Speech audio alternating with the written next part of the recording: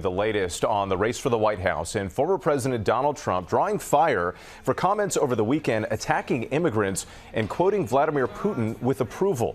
Rachel Scott is in Washington with more on the reaction from the campaign trail. Rachel, good morning. Wick, good morning. Former President Donald Trump is holding a commanding lead in this Republican primary, but he is now facing criticism for lavishing praise on dictators and ramping up his attacks on immigrants, using phrases that have clear ties to white supremacy and Hitler. On the campaign trail, former President Donald Trump is drawing big crowds in his swing through early voting states, but coming under fire for these anti-immigrant comments he made in New Hampshire this weekend. They're poisoning the blood of our country. That's what they've done. That language echoes white supremacists and was used by Adolf Hitler in his autobiographical manifesto, Mein Kampf, where Hitler criticized mixing races, calling it, quote, blood poisoning. Trump has repeatedly used the phrase. He's disgusting. And what he's doing is dog whistling to Americans who feel absolutely under stress and strain from the economy and from the conflicts around the world.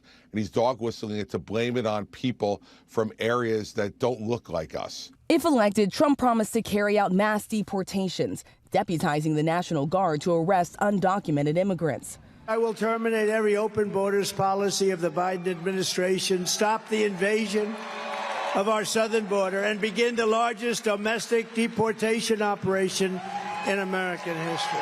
On the campaign trail, the former president also praising dictators, at one point invoking Russian President Vladimir Putin, using quotes from a top U.S. adversary to attack President Biden. Vladimir Putin, has anybody ever heard of Vladimir Putin?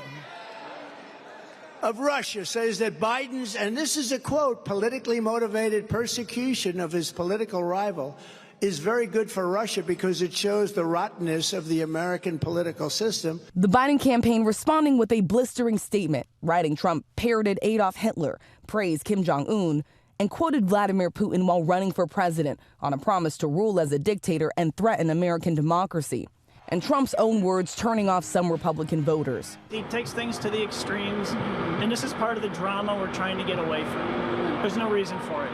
But the former president is still the far and away frontrunner, ahead of his Republican rivals by 50 points. He's not afraid to hurt people's feelings, and there's nothing wrong with that. People really need to toughen up a little bit.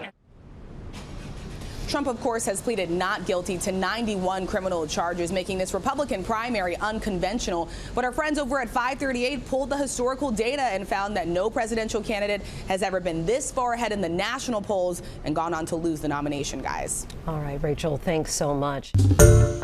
Hi, everyone. George Stephanopoulos here. Thanks for checking out the ABC News YouTube channel. If you'd like to get more videos, show highlights, and watch live event coverage, click on the right over here to subscribe to our channel. And don't forget to download the ABC News app for breaking news alerts. Thanks for watching.